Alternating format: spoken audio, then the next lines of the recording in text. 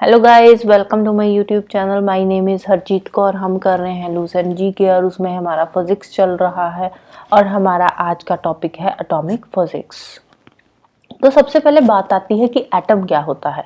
वैसे एटम के बारे में हमने केमिस्ट्री में भी पढ़ा था, तो यहाँ पे एक बार फिर से रिवाइज कर लेते हैं। एटम मैटर का एक स्मॉलेस्ट पार्ट होता है। मैटर का जो सबसे स्मॉलेस्ट पार्ट होता है वो होता है एटम। और बहुत सारे एटम्स मिलके क्या बनाते हैं, एक एलिमेंट। और जो एटम होता है, एटम के अंदर होता है एक न्यूक्लियस। और जो न्यूक्लियस होता है एटम का, न्यूक्लियस के अंदर बहुत सारे न्यूट्रॉन्स एंड प्रोटॉन्स होते हैं। और ये न्यूट्रॉन्स एंड प्रोटॉन्स मिलके क्या बनाते हैं, न्यूक्लियस ऑफ द एटम। तो इसको बोलते हैं न्यूक्लियस। और न्यूक्लियस के बाहर बहुत सारे इलेक्ट्रॉन्स प्रेजेंट होते हैं। तो ये क्या बन गया, इलेक्ट्रॉन्स। इलेक्ट्रॉन्स होते हैं न्यूक्लियस के आसपास, ठीक है। तो ये मिलके क्या बनाते हैं, एक एटम। तो ये सारा क्या बन गया, एटम। तो जो सेम एलिमेंट्स के एटम होते हैं उनका मास, साइज और कैरेक्टरिस्टिक्स सिमिलर होते हैं। अब सेम एलिमेंट है तो सेम एलिमेंट के अंदर जो एटम्स होंगे, जितने भी एटम्स मिलके वो एलिमेंट बना रहे हैं, तो वो सारे के सारे सिमिलर मास उनका होएगा, साइज भी उनका सिमिलर होएगा और कैरेक्टरिस्टिक्स भी सिमिलर होंगे। और जो इलेक्ट्रॉन्स होते हैं ये न्यूक्लियस के आसपास रिवॉल्व करते रहते हैं। एटम के अंदर जो इलेक्ट्रॉन्स और प्रोटॉन्स होते हैं वो इक्वल नंबर में होते हैं। जितने प्रोटॉन्स होंगे उतने ही इलेक्ट्रॉन्स होंगे। और इन दोनों पे ऑपोजिट चार्ज होता है, मतलब एक पे पॉजिटिव होता है, एक पे नेगेटिव चार्ज होता है। अब देखो, एक पे पॉजिटिव चार्ज है, एक पे नेगेटिव चार्ज है, बट इनका जो नंबर है वो इक्वल है। तो इट मींस जो एटम है वो क्या हो गया, न्यूट्रल है। क्योंकि जितने पॉजिटिव चार्ज है उतने ही नेगेटिव चार्ज है। तो दोनों मिलके क्या बना देंगे, ओवरऑल चार्ज क्या हो जाएगा, न्यूट्रल, जीरो हो जाएगा। फिर नेक्स्ट बात करते हैं कैथोड रेज की। कैथोड रेज बेसिकली होती क्या है, कैथोड रेज होती है beam of high energy electrons. अब ये beam of high energy electrons अमिट कैसे होती है, जब डिस्चार्ज ट्यूब जिसके अंदर गैस का प्रेशर जो है वो है 10⁻⁻² से लेकर 10⁻³ mm ऑफ मर्करी है। और इसका पोटेंशियल डिफरेंस है 10⁴ वोल्ट। इसको हम बिटवीन द इलेक्ट्रोड्स अप्लाई करते हैं। तो उस टाइम पे जब कैथोड से बीम ऑफ इलेक्ट्रॉन्स इमर्ज होती है उसको बोलते हैं कैथोड रेज। तो बेसिकली है क्या, ये बीम ऑफ इलेक्ट्रॉन्स ही होगी ना, beam of high energy electrons. तो जो कैथोड है, कैथोड क्या है, एक इलेक्ट्रोड है और कैथोड पे चार्ज होता है नेगेटिव चार्ज। अब कैथोड पे नेगेटिव चार्ज होता है और जो कैथोड रेज अमिट होती है, कैथोड रेज पे भी नेगेटिव चार्ज ही होता है और ये ट्रेवल करती है from cathode to anode. Cathode rays invisible होती है और ये स्ट्रेट लाइन में ट्रेवल करती है। और कैथोड रेज जो कैथोड सरफेस से अमिट होती है तो ये होती है as a perpendicular to cathode surface. और एनोड की पोजीशन का इन पे कोई भी इफेक्ट नहीं पड़ता। और कैथोड रेज ट्रेवल करती है with very high velocity. Velocity इनकी कितनी होती है, लाइट की वेलोसिटी का 1/10 होती है। और जैसे ही ये जो रेज है कैथोड रेज इलेक्ट्रिक और मैग्नेटिक फील्ड में एंटर करती है तो ये डिफ्लेक्ट कर जाती है, मतलब अपनी डायरेक्शन चेंज कर लेती है। गैसेस को ये आयोनाइज करती है और जब ये किसी मटेरियल पे फॉल करती है, किसी मटेरियल पे पड़ती है, तो उस मटेरियल को ये गर्म कर देती है। कैथोड रेज की वजह से बहुत सारी केमिकल चेंजेस आती है, इसीलिए जो फोटोग्राफिक प्लेट है वो भी कैथोड रेज से अफेक्ट होती है। मेटल फॉयल में ये पेनिट्रेट कर जाती है। और जो कैथोड रेज की प्रोडक्शन होती है, और कैथोड रेज की प्रोडक्शन के टाइम पे जो ईएमएफ का सोर्स होता है, इलेक्ट्रोमोटिव फोर्स का जो सोर्स होता है वो होता है इंडक्शन कॉइल। जैसे ही कैथोड रेज किसी हैवी मेटल के ऊपर स्ट्राइक करती है, किसी हैवी मेटल के साथ टकराती है, लाइक टंगस्टन हो गया, तो उस केस में ये एक्स रेज प्रोड्यूस करती है।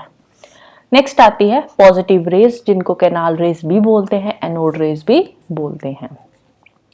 एनोड रेज क्या होती है, if perforated cathode is used in discharge tube. अब डिस्चार्ज ट्यूब की बात हो रही है। डिस्चार्ज ट्यूब के अंदर जब परफोरेटेड कैथोड को यूज करते हैं तो उस टाइम पे क्या होता है, एक जो एनोड होता है, एनोड में से एक नई टाइप की रेस निकलती है और वो जो रेस प्रोड्यूस होती है वो टुवर्ड्स द कैथोड मूव करती है। और जैसे ही वो कैथोड के जो होल्स है, परफोरेटेड कैथोड है ना, कैथोड के जो होल्स है उनमें से पास करती है, तो वो जो रेस कैथोड होल में से पास करके बाहर निकलती है तो वो रेज होती है पॉजिटिवली चार्ज्ड, तो इसीलिए इनको क्या बोलते हैं, पॉजिटिव रेज और कैनाल रेज और एनोड रेज। एनोड जो होता है, एनोड पे पॉजिटिव चार्ज होता है। तो इन जो पॉजिटिव रेज है या एनोड रेज बोल लो, इनकी डिस्कवरी करी थी गोल्डस्टीन ने। फिर नेक्स्ट इनकी प्रॉपर्टीज आ जाती है। पॉजिटिव रेज में पॉजिटिव चार्ज होता है, अब नाम से पता चल रहा है पॉजिटिव रेज है तो इनमें पॉजिटिव चार्ज होगा। ये भी स्ट्रेट लाइन में ट्रेवल करती है। कैथोड रेज हमने पढ़ा था, वो भी स्ट्रेट लाइन में ट्रेवल करती थी। एनोड रेज भी स्ट्रेट लाइन में ट्रेवल करती है। एनोड रेज जो होती है, इन पे प्रेशर होता है तो इसीलिए इनमें काइनेटिक एनर्जी भी होती है। ये भी जब इलेक्ट्रिक और मैग्नेटिक फील्ड में एंटर करती है तो डिफ्लेक्ट हो जाती है। कैथोड रेज में भी सेम ही था प्रॉपर्टी उनकी भी। तो जो एनोड रेज होती है, ये इसमें फिजिकल और केमिकल चेंजेस आती है। जिस भी सरफेस पे ये पड़ती है तो उस सरफेस पे या उस सब्सटेंस पे या उस मटेरियल में फिजिकल और केमिकल चेंजेस आती है। गैसेस को आयोनाइज ये भी करती है। नेक्स्ट टॉपिक है रेडियो एक्टिविटी। रेडियो एक्टिविटी क्या है, अब नाम से पता चल रहा है रेडियो एक्टिविटी मीन्स की रेडिएशंस की कुछ एक्टिविटी हो रही है। ठीक है, क्या एक्टिविटी हो रही है, ठीक है, रेडियो से क्या बन गया, रेडिएशंस। रेडिएशंस की कुछ एक्टिविटी हो रही है। क्या एक्टिविटी हो रही है, रेडिएशंस अमिट हो रही है। और ये जो रेडियो एक्टिविटी में रेडिएशंस अमिट होती है ना, ये हार्मफुल रेडिएशंस होती है। और ये रेडिएशंस अमिट कैसे होती है, ये रेडिएशंस तब अमिट होती है जब कंटिन्यूसली एटॉमिक न्यूक्लियर ब्रेकअप होता रहता है। तो उस केस में जो रेडिएशंस अमिट होती है उनको बोलते हैं रेडियो एक्टिविटी। और ये वाली जो रेडिएशंस होती है ये हार्मफुल रेडिएशंस होती है। इनकी डिस्कवरी करी थी हेनरी बैकरेल ने, तो इसके लिए इनको नोबेल प्राइज भी दिया गया था फिजिक्स में। और इनके साथ साथ मैडम क्यूरी और पीरी क्यूरी को भी नोबेल प्राइज मिला था। अगर किसी न्यूक्लियस में 83 प्रोटॉन्स या 83 से ज्यादा प्रोटॉन्स होते हैं तो वो न्यूक्लियस अनस्टेबल हो जाता है। तो उस न्यूक्लियस को स्टेबल बनाने के लिए उसमें से अल्फा, बीटा और गामा पार्टिकल्स अमिट होते हैं। ठीक है, तो और ये अमिशन जो इनमें से अल्फा, बीटा, गामा पार्टिकल्स जो है, ये वाले एलिमेंट्स की जब न्यूक्लियस में से अमिशन होती है तो इसको क्या बोलते हैं, रेडियो एक्टिव एलिमेंट्स। जो जब ये alpha, beta, gamma particles nucleus में से अमिट होते हैं तो इन पार्टिकल्स को उस टाइम पे क्या बोला जाता है, रेडियो एक्टिव पार्टिकल्स। और इनके एमिशन का जो फिनोमेना होता है उस फिनोमेना को बोलते हैं रेडियो एक्टिविटी। जो बीटा रेस होती है ये फास्ट मूविंग इलेक्ट्रॉन्स होते हैं। और न्यूक्लियस के अंदर इलेक्ट्रॉन्स बनते कैसे हैं, जब न्यूट्रॉन्स की प्रोटॉन्स में कन्वर्जन होती है तो उस केस में इलेक्ट्रॉन्स बनते हैं। और बीटा रेस में फास्ट मूविंग इलेक्ट्रॉन्स होते हैं। गामा रेस जो होती है वो इलेक्ट्रोमैग्नेटिक वेव्स होती है। और और गामा रेस की एमिशन होती है अल्फा बीटा रेस की एमिशन के बाद। पहले अल्फा रेस की एमिशन होगी, फिर बीटा रेस की, और फिर होती है गामा रेस की एमिशन। रॉबर्ट पियरी और उनकी वाइफ जो मैडम क्यूरी, इन्होंने डिस्कवरी करी थी रेडियम की। रेडियम नाम के एक एलिमेंट की इन्होंने डिस्कवरी करी थी।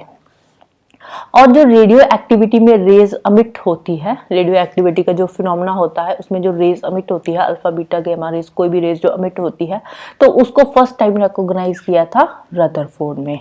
और जितनी भी ये नेचुरल रेडियो एक्टिव एलिमेंट्स की एमिशन होती है, इनकी एमिशन होने के बाद जो एंड प्रोडक्ट निकलता है वो एंड प्रोडक्ट होता है लेड। जब अल्फा पार्टिकल्स की एमिशन होती है उस टाइम पे जो एलिमेंट का एटॉमिक नंबर होता है वो बाय 2 डिक्रीज होता है और इसका मास नंबर बाय 4 डिक्रीज होता है।